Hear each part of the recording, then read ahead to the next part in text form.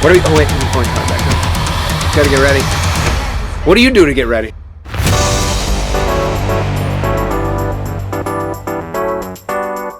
For what? Like all I'm doing? I want to know why I look so. I was working outside today, so I think I'm super tan. You're glowing. I would like to say it's the angelic glow, but I'm kind of white it's, though. Right now. I think it's pale. I think I haven't you're been out in the sun for a bit. And you're Sicilian. I'm not Sicilian. My family's from Naples, bro. So we're probably cutting most of this. So anyway, I like that first part though. I think that first part. Yeah. Hey, welcome to another episode of It's Not What You Think. Welcome back. Yeah, I mean, most of you are like, is this going to get better? No. You're like, who are these guys? It's not what you think. You probably know this guy. Hey, so I just want to ask a bunch of crazy questions, like Ask the Priest. This is almost like an episode of Ask the Priest, all right? So there's a lot of, so it's not a secret handshake. I may or may not have the answers. That's okay. It doesn't matter. Right. There's not a secret handshake, but like when you got ordained, like you lied down on the ground, right? Yep. And then the bishop stepped on your hand, right? He did. He's like, submit. I tapped out, and then he's like, great, here, go to this church. Like, submit. So what are you doing in that moment? I heard that that's almost like a marital moment. Is that the case? Yeah, I would say when I was ordained a deacon, so you're ordained a transitional deacon first at seminary, I was crying. I was so moved, like, hearing because the Litany of the Saints is being sung. And to just hear, like, the names, and to also hear the voices of the people who are praying, it's so simple, it's beautiful, and it just really moved my heart. Like, the Lord just kind of consoling me, but I was moved to just respond in tears. So I remember getting up and thinking, like, how am I going to wipe this off my face? Because you're down there for quite a bit of time. But yeah, it is. I am literally laying myself down completely for the church. And so, yeah, there's a marital moment to that. Was your dad there as a deacon at the time? Yeah, so my dad's a permanent deacon, been a permanent deacon for years. And yeah, so Dad was there, and he was assisting at the Mass as a deacon. And so then after you're ordained, then you swap places. Two of the newly ordained go up, and the two take out. So I took my father's seat. And that's insane. Yeah, and afterwards people were like, I wasn't crying before that, but I started crying at that. I have a friend of mine down in Florida. His second son just was ordained as a priest, and he's like, I was sobbing the whole time. Did you look out? Was your dad and mom, were they around? Pretty much. Yeah, it's pretty moving. I like to tell people, like, on ordination, our priests are ordained for Syracuse the first weekend in June. And if I preach about it, I like to tell them, like, if you've never been to an ordination, you have got to go. It's so moving. Like, there are people there who are, like, crying, who don't know these people at all. Like, they don't have any connection to anyone. But it's just, there's something so powerful and moving to see a man lay his life down and to willingly give up what he is for the sake of souls. Like, how are you not moved? Yeah, that's awesome. All right, let's talk about the collar. So I knew a guy. He's a great guy, great priest. Father Chris. His name's. We only know Father Chris. Father Chris is their only. So great. This guy, whenever he did the camp, it was always so hot where this was at that he stitched a white piece of fabric on his T-shirt so that he didn't have to have like the heavy. I mean, obviously. Is this guy fat? Was he a fat? No, he's not. He's not. He's an Italian. He might have been Sicilian. I don't know. So anyway, he that's what he did. So I mean, what's the deal with the collar? Do they say just wear this all the time in case you need? So the deal is the tongue depressor. Yeah, pretty much. What? You can pop it out. The short ones you can use. I saw some video of some priests using it, like scooping. Like yeah, it was ridiculous. Yeah, I wouldn't do that. But yeah, it's a reminder of like who we are, who we represent. So you're a husband and a father, and that's part of your identity. Like that's just who you are. So I'm a priest and I'm a spiritual father. So this is an outward sign of this this interior reality, but it also allows people to kind of see Christ present through the priest. So I always grew up. My Monsignor, God rest his soul, just passed away this year. Amazing guy. Like so many vocations came from our parish. Like I can probably count on my two hands how many times I saw him where he wasn't wearing his cassock or his collar. Huh. Like, and it wasn't as if, you know, Monsignor didn't. I mean, he played tennis, so obviously he's not playing in his cassock or whatnot. And, you know, if he's out to dinner, relaxing at night sometimes. But he always wore the collar because he's a priest. It's like when he got to the age of, and he died in his late 90s, he was still pretty much a pastor until he got COVID in 2020. People would say to him, well, like, are you going to retire? And he said, from what? He's like, I'm a priest. Like, and like, obviously he could retire from being a pastor, but it just was part of who he was. Yeah, he was amazing. You know, so yeah, I wear. I mean, obviously, if I'm going to the gym, I'm not working out in this. Like, and that's no offense against the religious, because I see some of those religious like hardcore, and they're out there running in their habits and stuff. God bless you, but I like. But what's the white? Is the white just purity, or like what do you represent? I've never heard a good explanation of it, to be honest with you. That's awesome. Maybe that makes me like a bad seminarian, but you know, resurrection, life, simplicity. Like I've heard those are good. A lot of that kind of stuff. All right, so what about obviously? I'm fascinated with this because I'm a big fan of confession, and I'm going to tell you, I've had some pretty amazing moments with confession over the years. Like one time, I saw a priest in the O'Hare Airport, and I thought, Lord, I'm going after him. And I love those kinds of confessions. I mean, have you ever had those kind of moments? Yeah, somebody. What's one of the weirdest moments you've had where you were like somebody petitioned you for reconciliation? When I was in the restroom. No, I'm just kidding. I'm kidding. That would be really weird, though. I do think I know a priest who it was. They wanted him to sign a book of his while he was in the restroom. It was insane. That's a little much. A little much, yeah. No, I think people in public will grab me. That's why I like to wear the collar when I fly, because it gives people an opportunity to talk about things. You know, whether it's the airport or whatnot. There are a lot of ordinary circumstances or situations where people will just do it, but they almost feel bad. But I'm like, this is awesome. Like. Thank you. Like somebody grabbed me the other day and they were like, Father, I'm so sorry. I'm like, stop. I was like, you kidding me? You want to go to confession? I got time. Let's do it. Like, that's cool. And we'll make time. Even obviously, if you ask a priest and he's running from one place to the other, as long as he's not going to anoint somebody who's dying, I mean, we make time. It actually warms the heart for us to know that there are people who want to come up and grab us if it's an awkward situation. I mean, a restroom would be really awkward, but I still would say yes. I'd just say, can we do this outside? Yeah, because obviously this isn't a perfect time. You know, I will say that when I was speaking of restrooms, I was doing a conference at this place called Steubenville, and I will never forget. I had to use the restroom, so obviously, and then there's a couple priests in there, and they're cleaning up and all that stuff, and they're talking to each other, and literally the one says to the other, because it's unbelievable, because I've been hearing confessions for hours. It's like I'm sitting at my parish. Nobody shows up, but it's like nonstop, and these are gut-wrenching, amazing. And Craig goes, it's like, this is what we're made for. And I just was so elated because, like, there's something so true about that. When you see a priest who is, like, in the battle, like, I always say, I've said it to you, I'm sure, and others, like, thank you for triage. You know, it's like you're in the thick of battle. You're putting us, by that sacramental, amazing moment back together. And it's kind of like when you're doing what you're called to do, it resonates in who you are. Yeah, it really does. And on our end, I mean, it's an amazing thing. Do you remember your first confession? No. No? No. People say this, like, do you remember what is in a confession? I don't know if it's a grace or my memory is just horrible, but I don't remember confessions.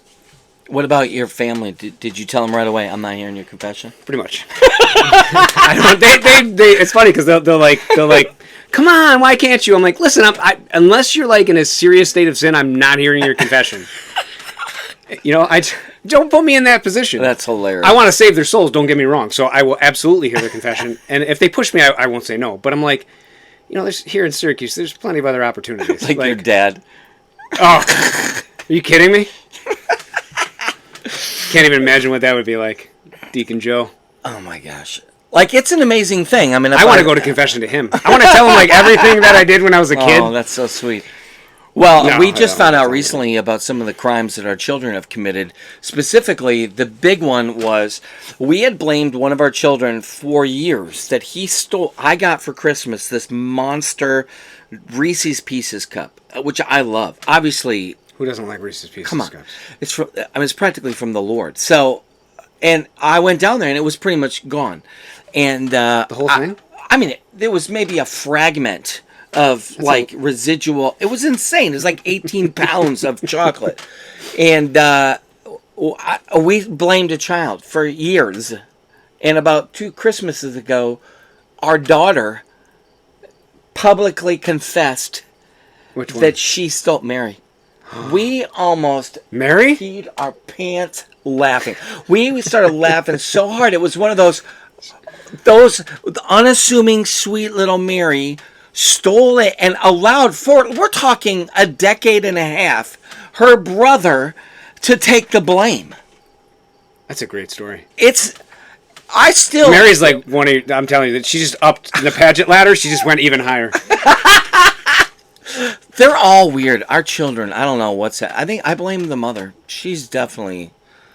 One time I called I sent a message to my priest. I said, should I be worried that my son has a hatchet under his pillow? Like, was this before or after you moved to North Constantia? This was before we moved to the hood here.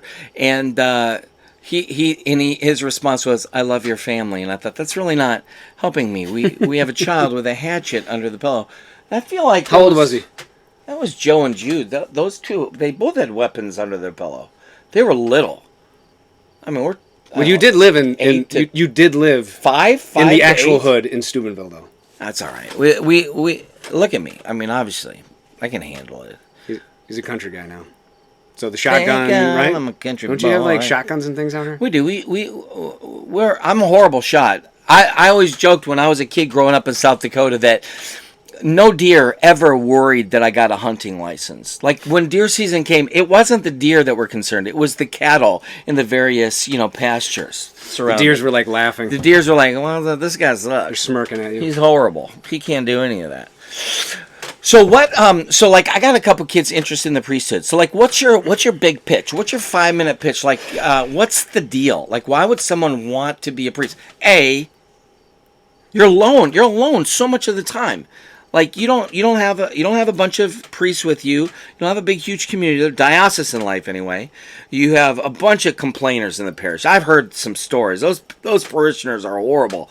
Oh my gosh.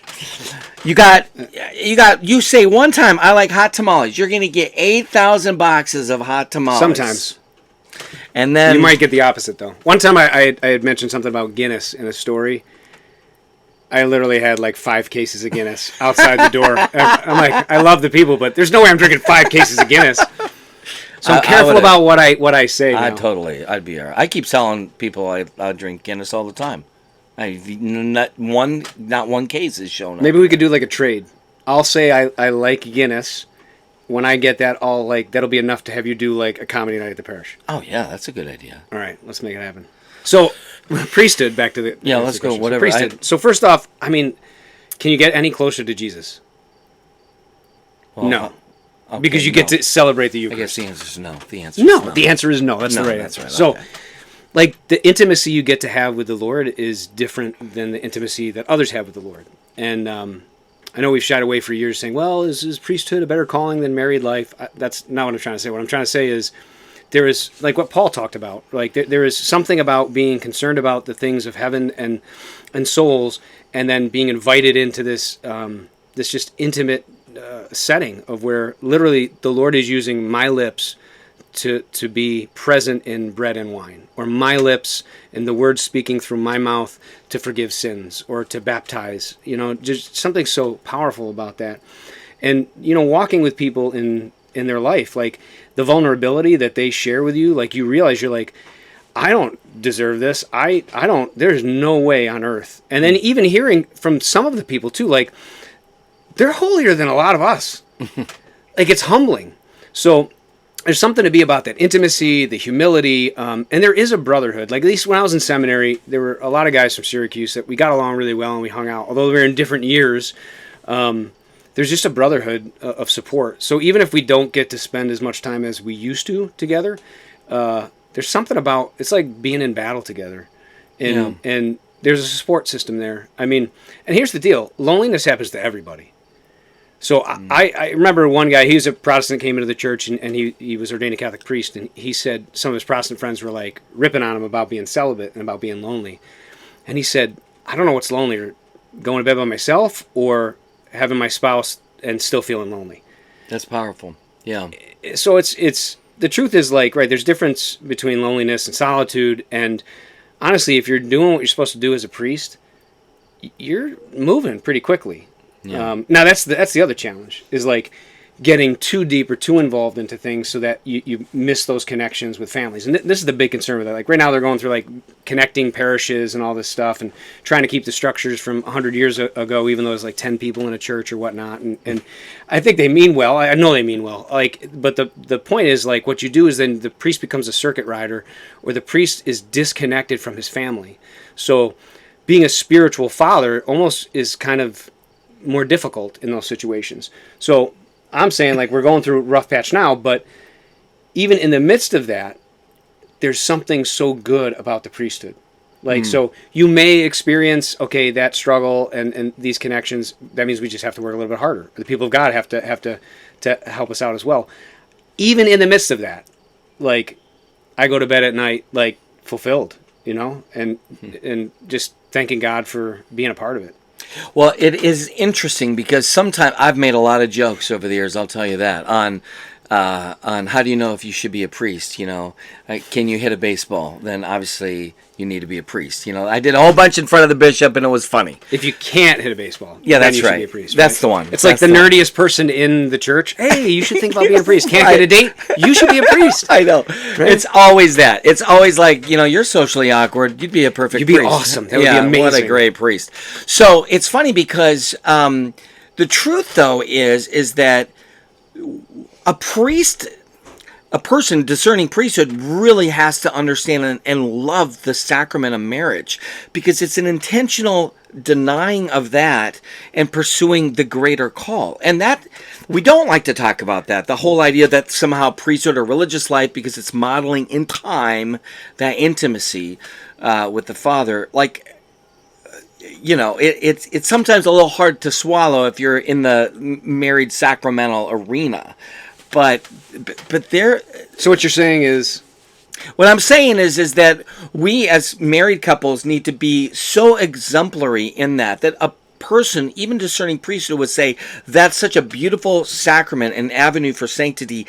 I can see why that would be incredible. I would want that, except I think God's asking me to make a deeper sacrifice, and the intimacy that you're offered, which you've mentioned with Jesus, is so profound because he's eternally and consistently faithful and available. Like that idea of I've been playing with this idea for years now.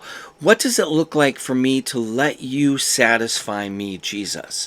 That's the entirety of your life, is allowing Jesus as that bridegroom to completely satisfy you so that you can offer that. Like almost it's like that overflow upon the bride. Yeah, there's an element that I went through the Institute for Priestly Formation for Spiritual Direction Training, and the just the time and attention paid to being receptive to God's love, like to being, because we're receiving that love, but we're also called to give that love. So that kind of like self-emptying, but it's a unique thing for a priest, right? It's different than you're going to experience elsewhere, and so knowledge of, as you said, like marital love and is wonderful. It's important. It's beautiful. It's also like realizing, okay, guess what? Like, yes, I'm sacrificing this. However, God is going to fill this up.